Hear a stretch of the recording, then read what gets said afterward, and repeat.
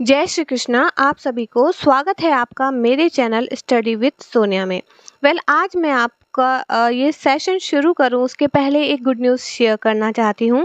Finally मेरे channel पर subscribers आना स्टार्ट हुए हैं। थैंक यू सो मच उस पहले सब्सक्राइबर को जिसने मेरा चैनल सब्सक्राइब किया और बहुत ही मोटिवेटेड वर्ड्स मैसेज मुझे भेजे। मैं उन्हें थैंक यू बोलना चाहती हूँ और आप सबसे भी रिक्वेस्ट करना चाहती हूँ कि प्लीज़ मेरी इस जर्नी में मेरा साथ दीजिए। जहाँ मैं आपको 100% देने के लिए तैयार हूँ, वहीं बस आपका सिर्फ इतना सपोर्ट चाहिए कि आप मेरे चैनल को ग्रो करने में मेरी मदद करें, थोड़ा शेयर करें।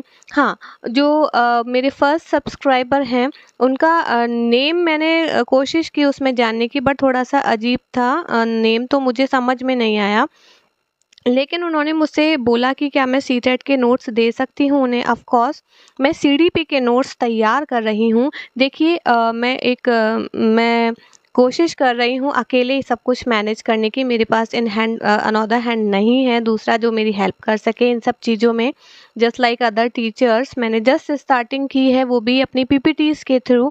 सो मैं लास्ट 10 डेज से पीडीएफ में नोट्स बना रही हूँ। वैसे तो मैं इन नोट्स को चाहती थी कि आप सबको फ्री में दूँ, लेकिन मेरी एक रिक्वेस्ट है कि इतनी मेहनत होने के बाद एक छोटा सा पेड अमाउंट मैंने उसका रखा है, ओनली 49 रुपीज़, जिसमें आपको सीडीपी के पूरे नोट्स मिलेंगे, वाया लिंक भी मिल सकते हैं और पूरी पूरी पीडीएफ भी मैं आपके साथ उसमें शेयर करूँगी। प्लीज़ मुझे गलत मत समझिएगा, एक छोटा सा अमाउंट है जिसे आप एज अ रिवॉर्ड भी मुझे देना चाहें तो अच्छा लगेगा, क्योंकि उन नोट्स को बनाने में मेरी बहुत मेहनत हुई है। एंड आई होप सो कि आप इतने बड़े बड़े चैनल्स के साथ में अगर जुड़ते हैं तो वहाँ पर आपको काफ़ी अमाउंट देना पड़ता है, लेकिन ये मेरी जस्ट स्टार्टिंग है, तो एक मेहनत का छोटा सा रिवॉर्ड है अगर आप चाहें तो। Thank you so much. चलिए स्टार्ट करते हैं। आज का जो टॉपिक है वो है एल्बर्ट बंडूरा, जिसका क्विक रिवीजन 1 मिनट का जो नोट्स है वो मैंने तैयार कर दिया है, जो आपको मेरे चैनल पर आज 2:30 बजे मिल जाएगा। चलिए शुरू करते हैं कि जो बंडूरा साहब थे उन्होंने सोशल लर्निंग थ्योरी दी थी। वैसे तो सोशल लर्निंग थ्योरी हमारे काफ़ी सारे जो साइंटिस्ट थे वो ऑलरेडी दे चुके हैं सोसाइटी के बारे में, कि बच्चा किस तरीके से सोसाइटी में अपने आप को डेवलप करता है। उसी रेस के अंदर बंडूरा साहब भी थे जिन्होंने अपना प्रोग्रेसिव जो कंटेंट था सोशल लर्निंग के हिसाब से दिया।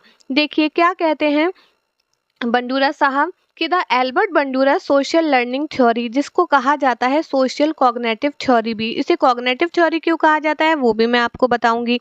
Explains how children learn by observing and imitating others. देखिए वीडियो शुरू हो चुका है, लेकिन मैं आपसे फिर से बोलना चाहूँगी, जो लोग भी ये वीडियो सुन रहे हैं उनसे मैं बोलना चाहूँगी कि एज अ लर्नर इस वीडियो को मत सुनिए। आप एक इमेजिन कीजिए कि आप ऑलरेडी टीचर बन चुके हैं और ये सारा बिहेवियर आप अपने अंदर इनकलकेट कर रहे हैं, उतार रहे हैं इस बिहेवियर को अपने अंदर।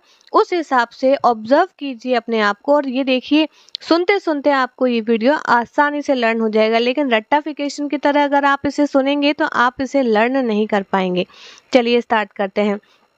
तो बंडूरा साहब ने इसे कॉग्निटिव थ्योरी क्यों क्यों कहा, क्योंकि वही जैसे कि वाइगोस्की ने क्या बोला था कि भाई लैंग्वेज जो होती है ना वो मेन लैंग्वेज पर उन्होंने मेन ध्यान दिया था कि पहले दिमाग में लैंग्वेज आती है, उसके बाद में बच्चा सोशल लर्निंग करता है। ठीक वैसे ही एल्बर्ट बंडूरा साहब ने भी बोला कि भाई हमारा जो दिमाग होता है ना वो पहले चीज़ों को सोचता है, पहले सामने वाले को देख करके ऑब्जर्व करता है।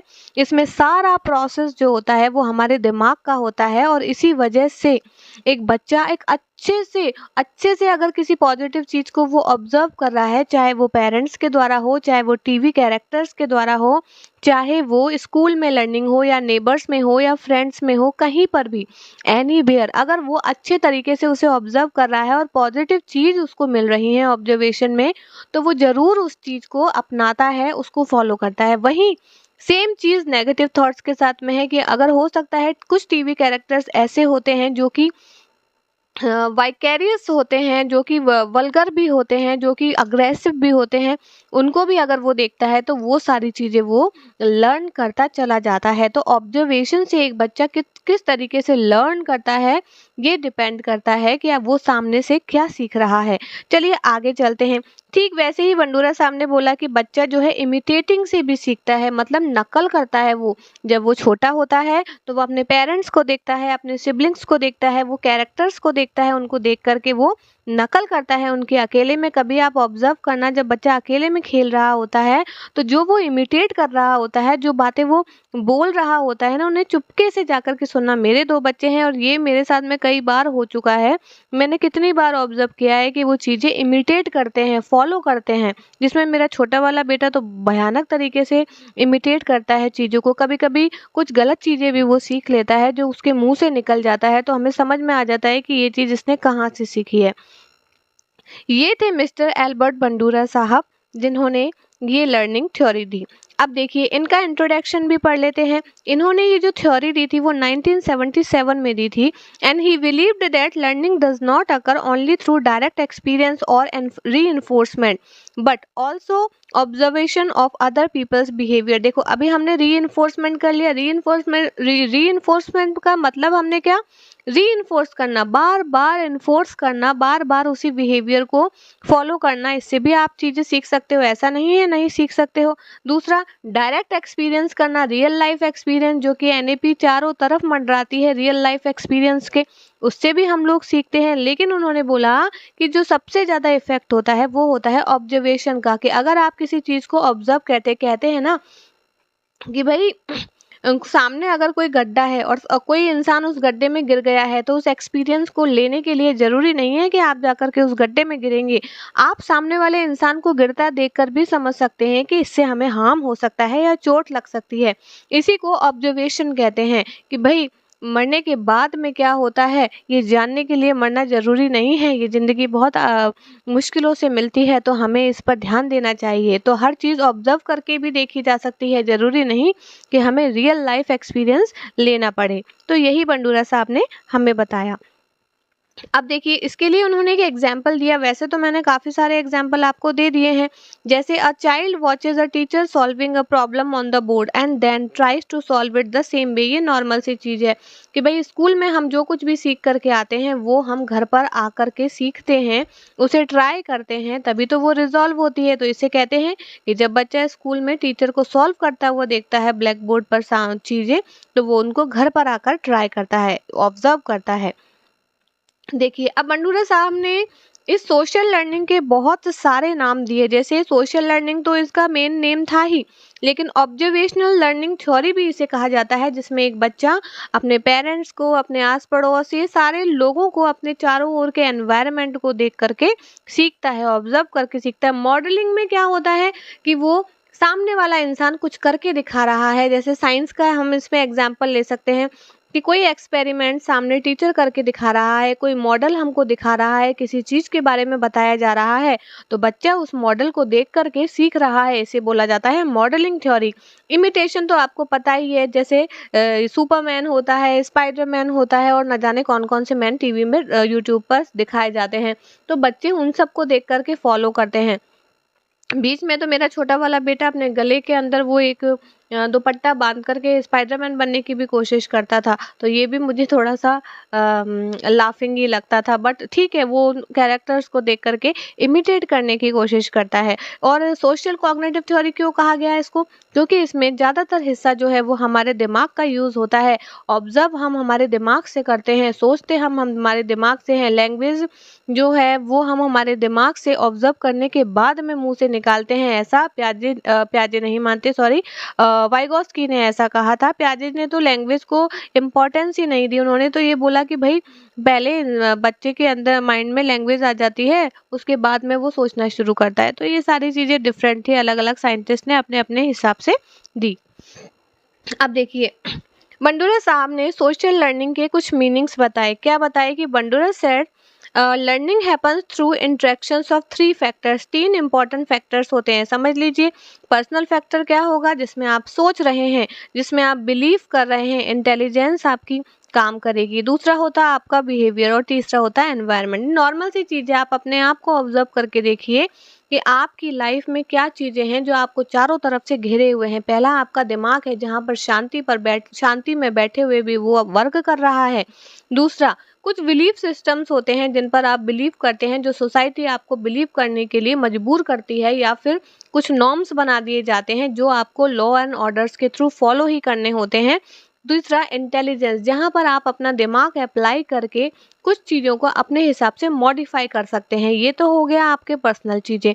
उसके बाद में आती है बिहेवियर, कि आपका बिहेवियर सामने वालों के लिए कैसा है। यही आपकी सोशल बॉन्डिंग को डिफाइन करता है, यही आपके बच्चों के अंदर लर्निंग को जागरूक करता है कि हाँ, हमारे पेरेंट्स इस तरीके से सोसाइटी से जुड़े हुए हैं, तो आगे जाकर हमें भी उनका व्यवहार इमिटेट करना है। तीसरा एनवायरनमेंट होता है, जिस तरीके के एनवायरनमेंट के अंदर अगर आप रहते हैं उसका इफेक्ट होता है। जैसे one of my cousin lives in Ireland, तो उनका जो बेबी है वो आयरलैंड वाले एनवायरनमेंट के अंदर रहता है, जहाँ उसे हिंदी का शब्द बहुत मुश्किल से बोलना आता है, वो बहुत मुश्किल से बोल पाता है। तो जब वो इंडिया आते हैं अपने दादा दादी के पास या फिर हमसे मिलते हैं कभी, तो उसका जो बोलने का तरीका होता है, जो मतलब रहने का तरीका होता है, खाने का जो तरीका होता है, वो सब उसी जगह के हिसाब से होता है, क्योंकि उस जगह की चीज़ों को उसने इमिटेट कर लिया, उसने अपने बिहेवियर में अपना लिया। तो एनवायरनमेंट का बहुत, जबकि हमारे जो देश के जो बच्चे हैं उनको तो, उनके बारे में तो कहना ही क्या, वो एकदम राजा महाराजाओं की तरह पैदा होते हैं, उसी तरीके से वो बिहेव करते हैं। ठीक है।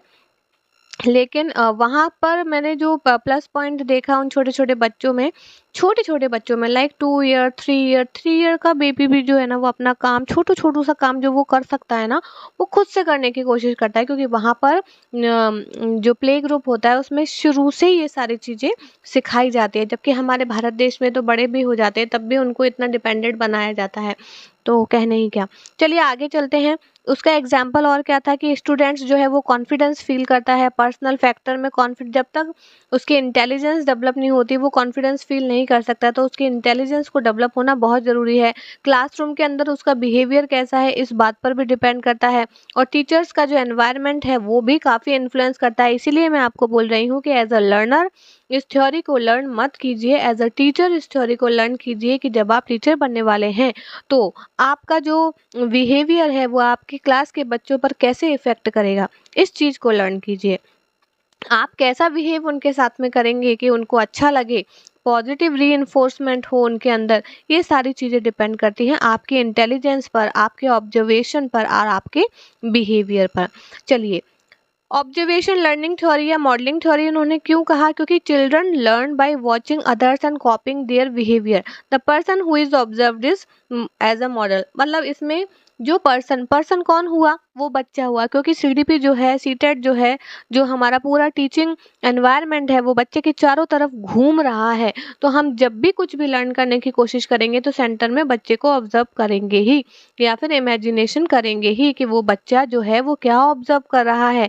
तो वो बड़ों को देख करके जो कुछ भी ऑब्जर्व कर रहा है वो उसकी मॉडलिंग, जो उसको मॉडल कहा जाता है, कि जो बच्चा है वो अपने पेरेंट्स से क्या लर्न कर रहा है, अपने टीचर से क्या लर्न कर रहा है, इसको बोला जाता है ऑब्जर्वेशनल थ्योरी। अब देखो, मॉडल्स के भी 3 तरीके होते हैं, जिसमें पहला आता है लाइव मॉडल, दूसरा आता है बर्बल इंस्ट्रक्शनल मॉडल, इनको ध्यान से सुनिएगा, और तीसरा आता है सिंबॉलिक मॉडल। अब लाइव मॉडल में क्या होगा, लाइव मॉडल में लाइव क्या होगा, जैसे आप यूट्यूब पर किसी को लाइव देख रहे हैं, मतलब क्या देख रहे हैं, उस इंसान को जीता जागता अपनी आंखों के सामने देख रहे हैं, वो हाथ हिला रहा है, बोल रहा है, जो कुछ भी कर रहा है रियल में कर रहा है, दैट इज कॉल्ड लाइव। मतलब किसी को हम अपनी आंखों के सामने एकदम एग्जैक्ट देख रहे हैं, तो उसको बोला जाता है लाइव। रिकॉर्डेड, जैसे अभी आप मुझे लाइव नहीं देख सकते, क्यों, सिर्फ मेरी आवाज़ को महसूस कर सकते हैं, सुन सकते हैं, क्योंकि ये सेशन लाइव नहीं है। लेकिन बहुत सारे सेशंस जो होते हैं वो लाइव होते हैं, जिसमें आप उनको लाइव देखते हो।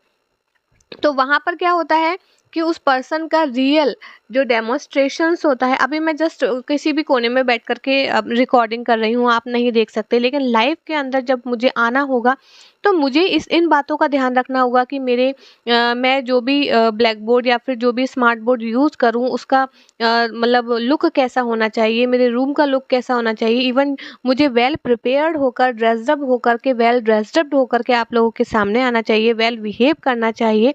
ये सारी चीज़ें हो जाती है डेमोन्स्ट्रेशन के। आप किसी के सामने अपना जैसे आप स्कूल में जाओगे पढ़ाने के लिए तो वेल ड्रेस्ड होकर के ही जाओगे, वेल बिहेव्ड होकर के जाओगे। This is called real life model. जैसे टीचर सॉल्विंग मैथ्स प्रॉब्लम, अब देखो प्रॉब्लम्स को भी इसके अंदर ले सकते हो, किसी भी चीज़ को लाइव खड़े होकर के कुछ भी उनके सामने कुछ भी पढ़ा रहे हो, that is called live.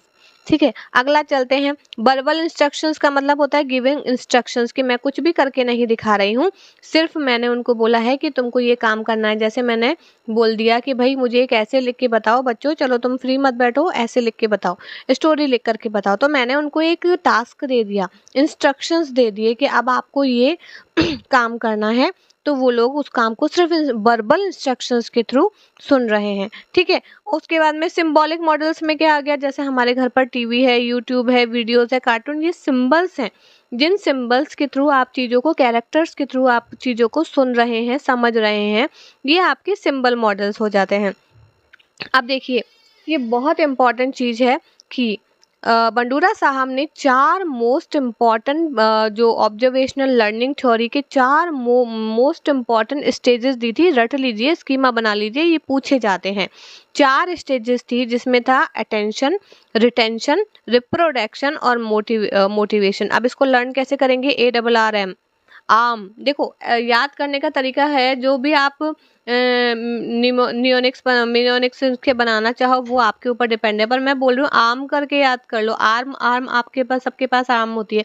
ARRM उसकी जो होती है स्पेलिंग होती है, अब उसको कर लीजिए ARRM। याद हो गया। ए से अटेंशन हो गया, आर से रिटेंशन हो गया, तीसरा हो गया रिप्रोडक्शन, और उसके बाद में आ गया मोटिवेशन। अब देखो अटेंशन क्या होता है, अटेंशन क्या होता है, अटेंशन क्या, कौन बोलता है अटेंशन, आर्मी के लोगों को बोला जाता है अटेंशन प्लीज। मतलब अपने आंख नाक कान खुले कर लीजिए, एकदम सावधान वाली स्थिति में आ जाइए। ठीक वैसे ही आप जब बच्चों को शोर मच रहा है क्लास में, आप उनको बोलते हो अटेंशन क्लास, अटेंशन क्लास मतलब मेरी तरफ ध्यान दीजिए। Must pay attention, students carefully watching the teachers demonstrate an experiment. जब आप बच्चों को कुछ इंपॉर्टेंट बताना चाहते हैं और बच्चे सुन नहीं रहे हैं, तो आप पहले उनको क्या करेंगे, उनका ध्यान अपनी तरफ केंद्रित करेंगे। तभी तो गवर्नमेंट चाहती है कि टीचर्स ऐसे तैयार हों, ऐसे मॉडल्स तैयार करें ताकि बच्चे सिर्फ और सिर्फ पढ़ाई पर ध्यान दे सकें। अब देखो रिटेंशन क्या होगा, the learner must remember what they observe. ऐसा नहीं है कि आपने डांटा, बच्चों ने कुछ देर के लिए आपको देखा, आपको ऑब्जर्व किया, लेकिन बाद में जब उन्होंने उस चीज को रिमेंबर करने की कोशिश की तो सारा सब कुछ दिमाग के ऊपर से खाली हो गया। ऐसा नहीं होना चाहिए, कुछ ऐसा होना चाहिए कि बच्चे बाद में उसको याद रखें। इसीलिए तो हम जब पढ़ाते हैं तो उन चीज़ों को एक दूसरे के साथ में रियल लाइफ जो एग्जाम्पल्स होते हैं उनके साथ जोड़ देते हैं हम, या फिर कुछ डेमोन्स्ट्रेट करके दिखाते हैं, कुछ मूवी के टाइप में दिखाते हैं, स्टोरी कहकर सुनाते हैं, ताकि बच्चे लॉन्ग टाइम जो है वो याद रख सकें उस चीज़ को। ठीक है ना। अब तीसरा आता है रिप्रोडक्शन। देखो अटेंशन दे दिया आपने, उनको इस तरीके से लर्न कराया कि वो रिटेंशन भी करने लगे, रिमेंबर हो गया उनको। रिटेंशन मतलब रिटेंशन मतलब दोबारा, टेंशन मतलब टेंशन का काम नहीं, दोबारा उनको लर्न करने का काम ही नहीं, उनको पूरा दिमाग के अंदर स्कीमा आपने बिठा दिया। तीसरा reproduction, the learner tries to imitate the behaviour. अब देखो रिटेंशन जब हो गया, उसने याद कर लिया, तो क्या होगा, उसको वो रिप्रोडक्शन करने का काम करेगा, मतलब उसको अपने बिहेवियर में ढालने की कोशिश करेगा, उसको लर्न करने की कोशिश करेगा, कहीं ना कहीं जाकर वो उसको अप्लाई जरूर करेगा। इसको बोला जाता है रिप्रोडक्शन। जैसे student solving the same problem independently, जो बच्चा स्कूल में लर्न करके आया है रिटेंशन से, वो अपने दिमाग में रिमेंबर करके आया है, अब वो उसको इंडिपेंडेंटली सॉल्व करेगा। उसके बाद में आता है motivation. The learner must have motivation और reinforcement to perform the behaviour. अब देखो, अटेंशन दे दी आपने उसको, उसने रिटेंशन कर लिया और अप्लाई भी कर लिया, लेकिन अगर वो इस बिहेवियर को बार बार री इन्फोर्स नहीं करेगा, बार बार अप्लाई नहीं करेगा, बार बार रिपीट नहीं करेगा, तो वो उसको भूल जाएगा। तो भूले नहीं, इसीलिए मोटिवेशन की जरूरत होती है। अब देखो, मोटिवेशन क्या होगा, आपका मोटिवेशन क्या है कि जब तक सीटेट का एग्जाम नहीं आ जाता, मैं इन नोट्स को, इन वीडियोस को रिपीट करता रहूं ताकि मैं भूलूं नहीं, क्योंकि मोटिवेशन क्या है, सीटेट एग्जाम निकालना, ये आपका मोटिवेशन है। ठीक वैसे ही एग्जाम, बच्चों के लिए एग्जाम्स होते हैं, उनको पास करना, ये उनका मोटिवेशन होता है। तो teacher praises the students for solving correctly. अब देखो, छोटे बच्चों के लिए क्या हो सकता है कि बच्चे ने अगर कोई काम अच्छे से किया है और आपने उसकी तारीफ कर दी, तो वो याद रखेगा कि वाह, मैंने ये काम किया था, तो मेरे टीचर ने मेरी तारीफ की, तो उस काम को वो रिपीट करने की कोशिश जरूर करेगा ताकि वो आपकी तारीफ बार बार पा सके। तो ये थे 4 मोस्ट इम्पॉर्टेंट स्टेजेस जिनको आर्म के थ्रू आप याद कर सकते हैं।